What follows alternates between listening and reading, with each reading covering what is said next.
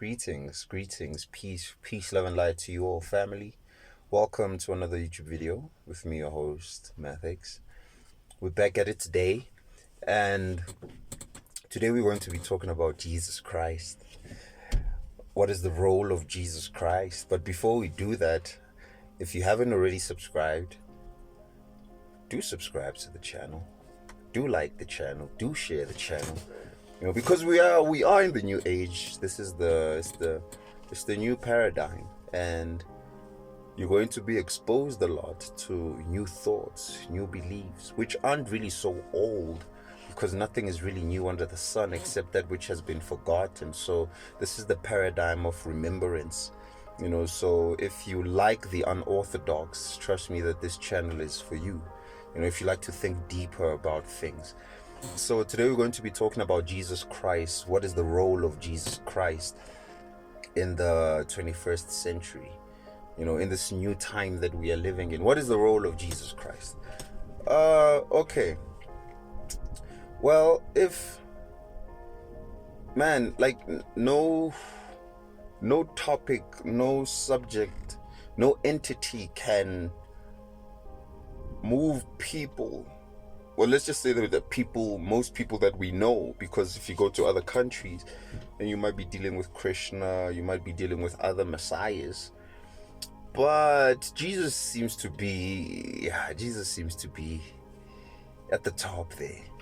And so what is the role of Jesus? Well, whether you believe in Jesus to have been real or not, you can't deny the fact that this being has a lot of impact. This being has a lot of influence in people's lives. And, ever since I started this journey, consciously began this journey, because we are all on the spiritual journey.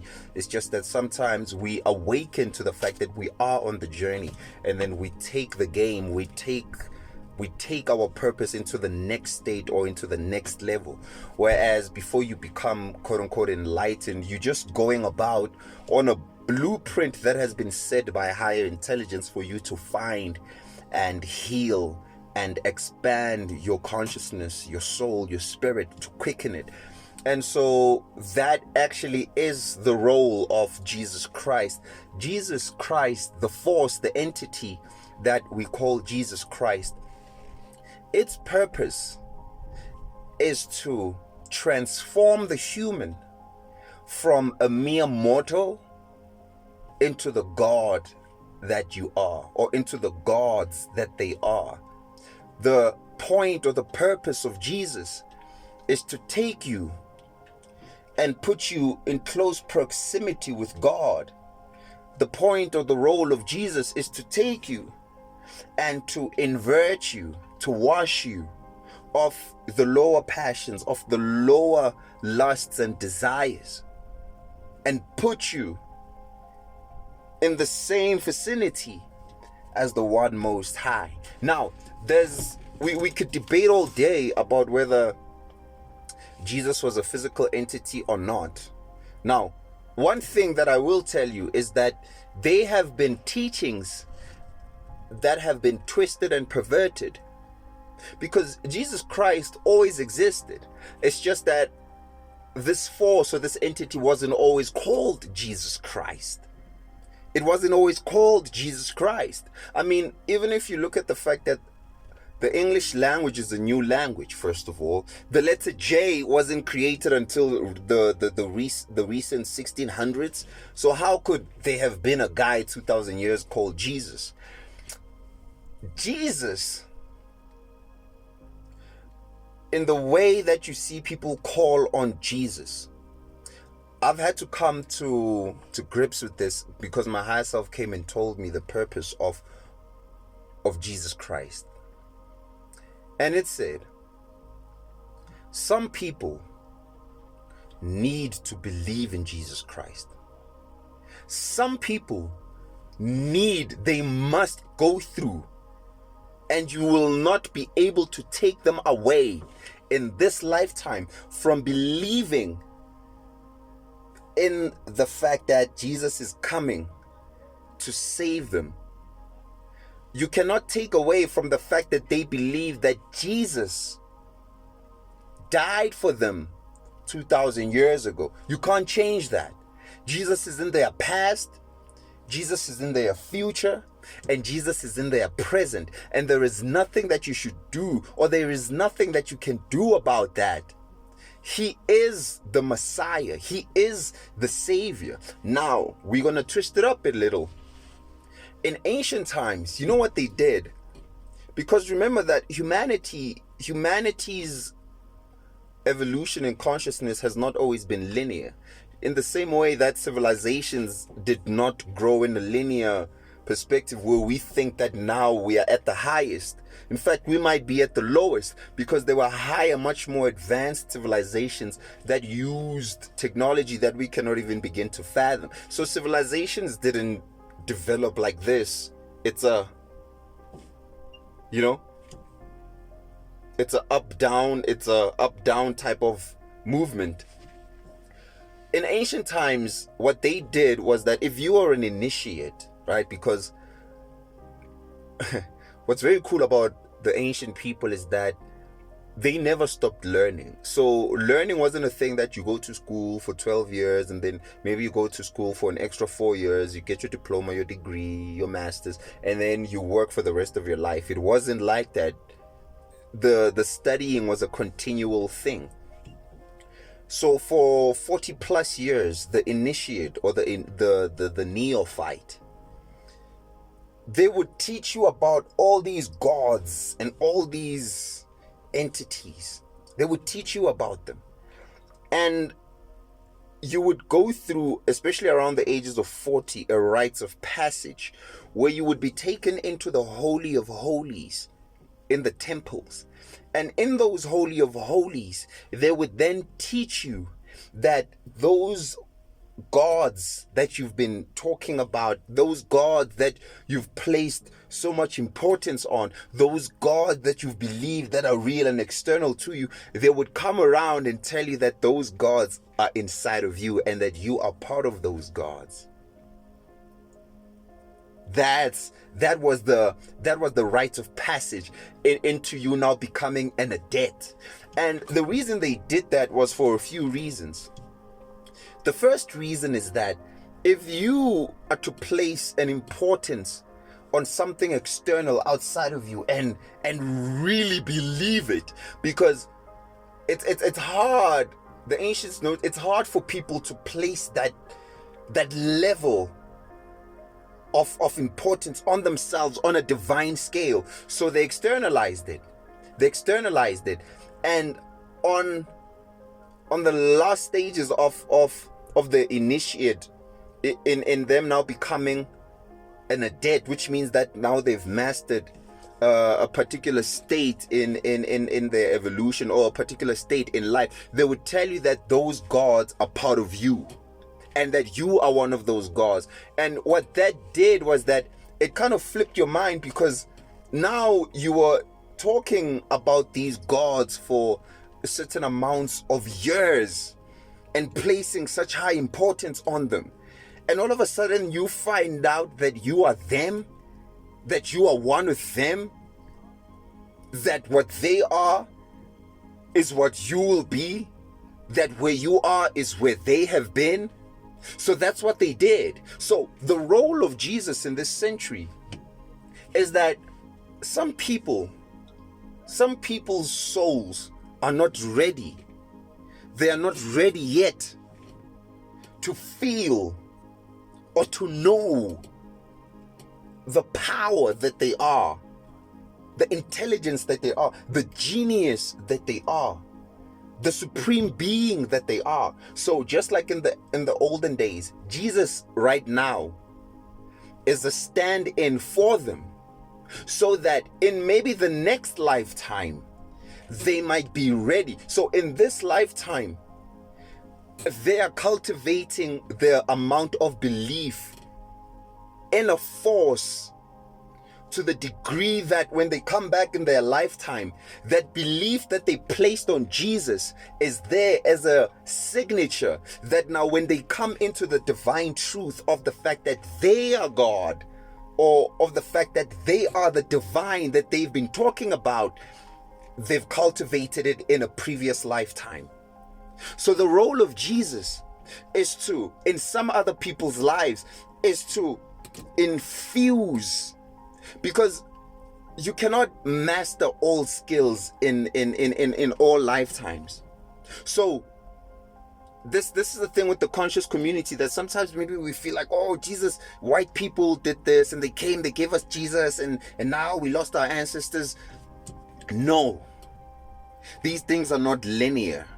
It's cycles. Everything is cycling back. What the ancients were doing is what divine intelligence is also doing in this lifetime, knowing that, damn, these people have just come from a very dark state in their history. These people just come from information being withheld for these people were being killed for merely just uttering the fact that extraterrestrial life might exist, by saying things that were not in alignment with the church. At the time, people were getting killed for that. So humanity as a soul signature is still traumatized. And so Jesus right now will or is acting as a vicarious atonement or Messiah. People still feel that something else will come to save them. And trust me, that's okay. That's okay, because you are dealing with eternal beings. You are dealing with eternal beings. Let them believe that. Let them believe in this lifetime that something is coming from somewhere.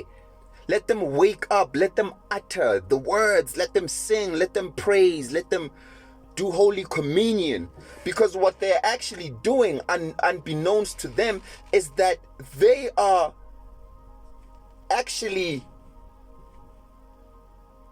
praising and thanking the God that is within them.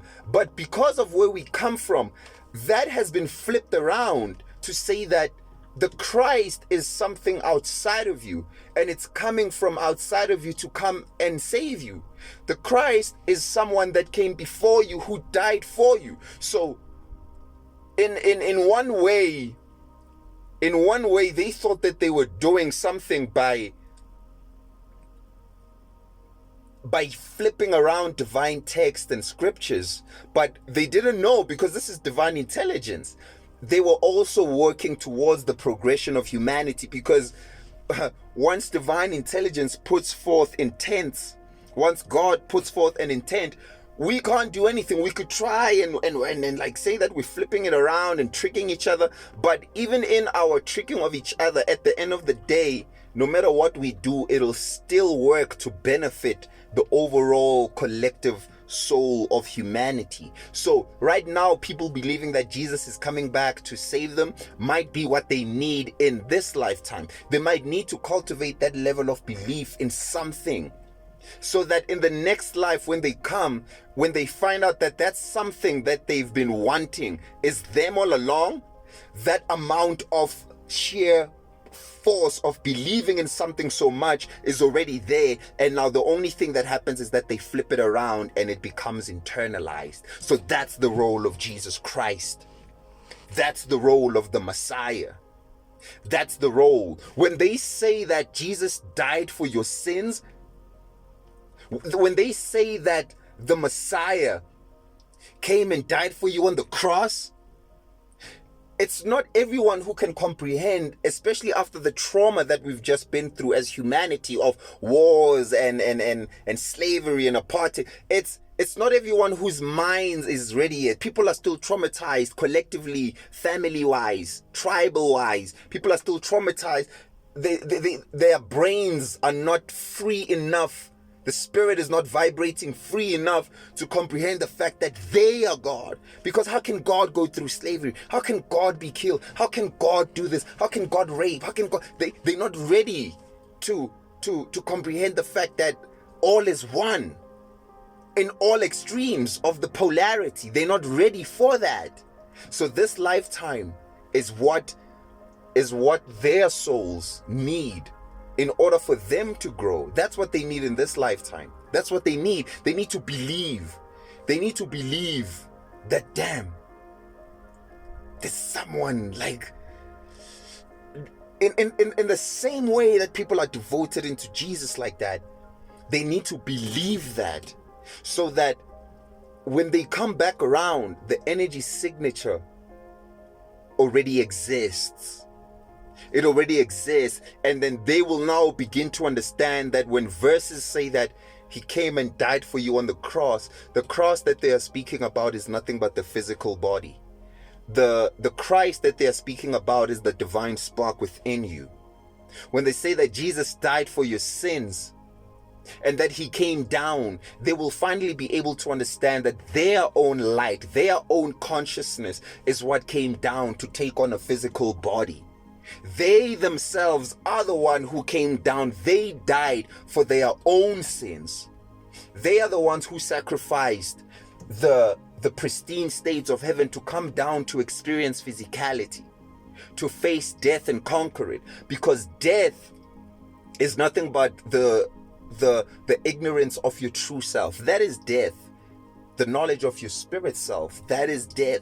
And what you came down to do on earth is to master that, is to come back and forget who you are and then to remember it again.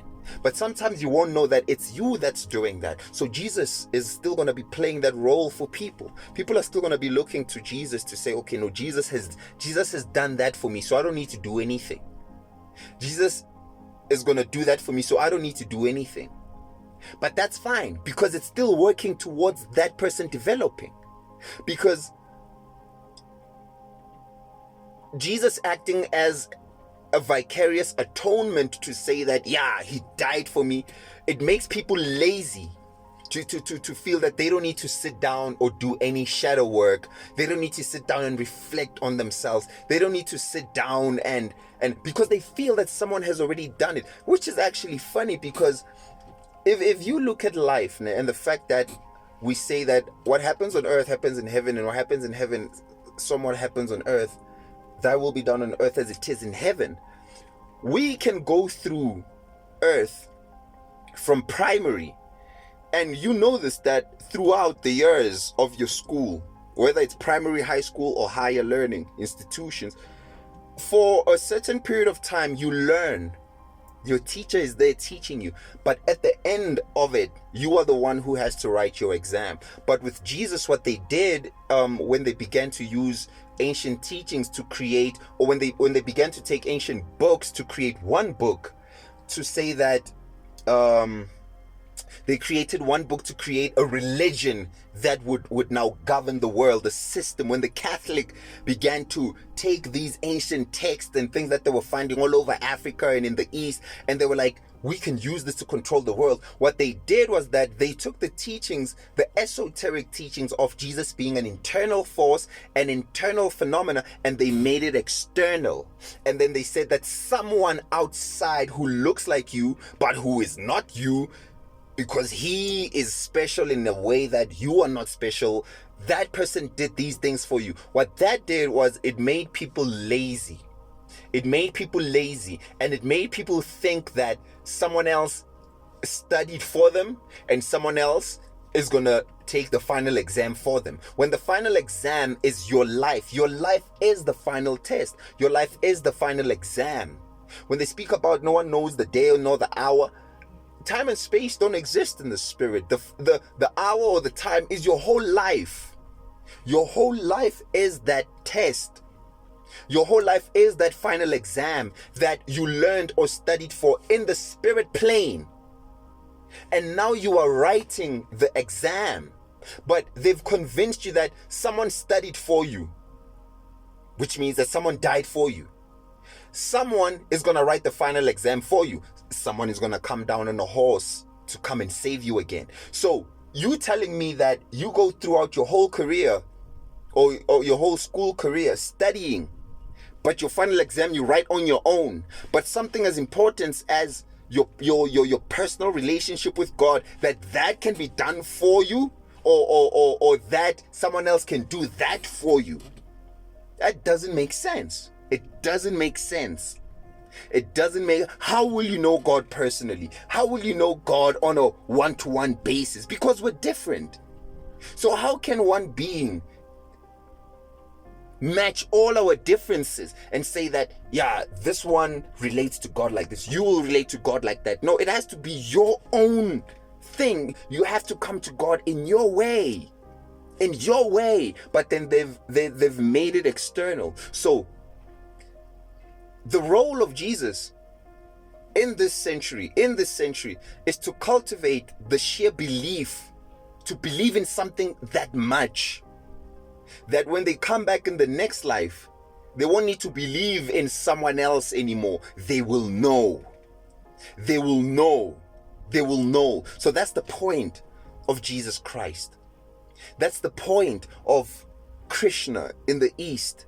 That's the point of all these messiahs that people right now in this age, because we are growing, we are just awakening. That's the point for them in this century.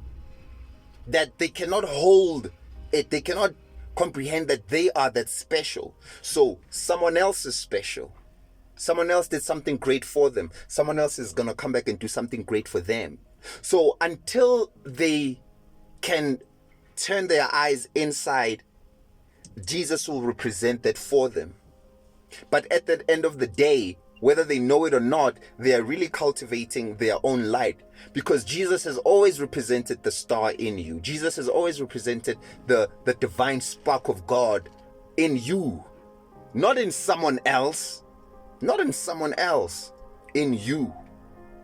But because of indoctrination, miseducation, and all these things that have happened in the recent history, souls are still healing. Souls are still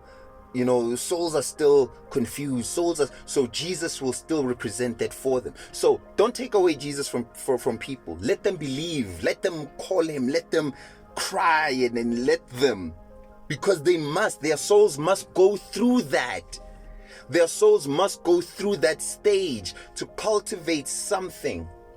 Their souls must go through that believing in something so much that Jesus is coming, he's going to save me. Jesus. It must register so that in their next incarnation, that level of belief is there. But now it will be flipped around and they will see that, damn, it's been me all along. And then that's going to take them to a new height.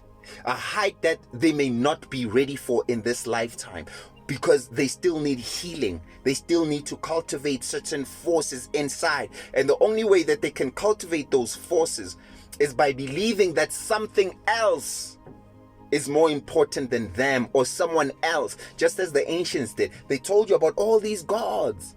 But when you came, at the end, they were like, guess what? It's you. And what that did to the ancient one was that it was like, oh, damn. It means that I'm important. Then it means that I'm special. Whoa. Wow. That's what it did. And then that opens you up. It opens up certain chakras in you. It opens up certain nodes inside of you. Because now that same belief turns into a knowing now. A knowing inside of you. So don't fight with people. Don't, and again, here's another thing. Some people need to hear certain truths that others, okay, let's say for right now, as an example, right? I say, excuse my French or for swearing. Let's say I say, fuck Jesus. To someone who really, it might be like, so, oh, this guy said fuck Jesus. Oh my God. It might offend them more than if I say that about them. They'll be like, it's just me.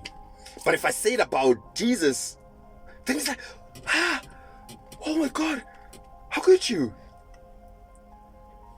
But someone might need to hear that for their souls to be like, man, how much it's. But to someone, they may not be ready, and so they may not resonate with me as a teacher, because they're like, I cannot listen to someone who can say fuck Jesus. But if you now have come to a point where you understand that you are Jesus, that I am Jesus, then it becomes a different. I want to quote something. There's this guy. He says that Jesus whether you want to believe in him as a physical man or not, is a divine relationship. But what Jesus actually is the one. What Jesus is the one relationship between every man and God. Between every man and God, not just one man, between every man and God. So you are Jesus, I am Jesus. The fact that whether Jesus lived or someone who was called Jesus, that doesn't matter. That's not the point. The point is, what was he talking about? He was talking about the fact that we are all gods. Jesus is just another brother, if you want to think about him in a sense that he existed. Think about if I'm Jesus, how can I save you, man? Think about it. Think about it right now. Pretend I'm Jesus in the way that you think that Jesus is. Pretend that I'm Jesus. How? Okay. Right now, something's about to happen to you. Right? How is my slapping myself gonna save you in Australia? How is it gonna save you in Canada? How is me getting stabbed right now here, dying? Literally think about it. How is me dying now gonna save you? If you think about it doesn't make sense. For someone else to be hit and then you get saved. No, you need to do that. You need to. If I come right now and I hurt you and I really psychologically damage you, you need to be the one that goes through therapy. You need to be the one that goes through healing. You need to be the one who forgives, or who you must do that. You can't go to your mom or your dad and be like, Mom, Dad, I was heavily assaulted. I was heavily done bad things upon. Heal for me. Heal for me. You can't. There's nothing your dad can do. All they could do is try and be like, and maybe they'll give you words of encouragement, but the pain it's in you. It's in you. And you must take it and alchemize it and switch it up. That's what Jesus did for himself. And he was like, great things I've done, but greater things you shall do. Because you exist in a century where what would have taken someone else 20 years to acquire in knowledge, because of, having to go look for it and like places, because of internet and technology, you can gather the same amount of knowledge in 20 days. What would have taken someone 20 years, you could do it in 20 days. You could cultivate that level in 20 days. But it's an inner force. It's an inner thing. It has to be personal. Your salvation is personal. And other people won't get that in this lifetime. They need to go through thinking that it's coming from somewhere else, but it has always been inside of you. And so Jesus will play that role for certain people. Some people, they might come back and still be calling on Jesus, or they might come back and call on a different being, not Jesus. And then but eventually they must get to the point where they understand that the temple of God is my body. It's specifically my body. So it means that God can exist in me. Why are we limiting God to think that it can only ever come through in one way? It can only ever come through in one way. So don't take Jesus away from people. Let them believe to it in that degree, because it's the stage of their soul that they may not be doing the breathing meditations or trying to work with their chakras or aligning or learning about energies in that way and how to master the physical body through breath and through certain techniques, through tantra, through mudras. They have not understood the biological, eternal technology that their body is. They have not understood that yet. They still think that someone is that for them, and they don't even see Jesus as being that. They just think it's a dude who came and died. They don't project the supernatural to him, because they may not be ready to even understand or know about the supernatural. You see? So the role is that they need to believe in him like that. To say that, yeah, he was real, and he died for me and he did this, so that when they finally understand that it's them, that belief, that level of believing in something like that exists for them. And what's funny is that, let's say someone, that's why I'm like, you can't force it on people, but other people need to hear it, that, hey bro, like I'm not saying like you must teach, because some people are ready, they just don't have the knowledge. So some people need to hear the fact that, this Jesus thing is a scam, bro. Like Jesus, in some degree, it's been twisted, and the truth has been taken out of what we say Jesus represents. Because in the ancient time, it wasn't called Jesus, it was Heru. In another place, it was Krishna. But now it's been twisted. So Jesus being external is a scam. And other people need to hear the words so that they could, it's their final push. But to someone hearing that Jesus is a scam, they might be like, I don't know. And then that person might not be ready in this lifetime. But another one needs to hear it, that, hey, Joe, you've been duped here. You see? So that's the role of Jesus Christ in the 21st century. It's to activate the God self within each and every single human being, not someone doing things for you. Who has ever written an exam for you? So you think that someone is gonna go? Really think about this example. Where in your life has your teacher ever studied on your behalf and wrote the exam on your behalf? Think about it like that. You must do the things that the being was talking about. And that's where I'm going to end the video, family. Peace, peace, peace. Love and light to you all. Much love, family. Much love.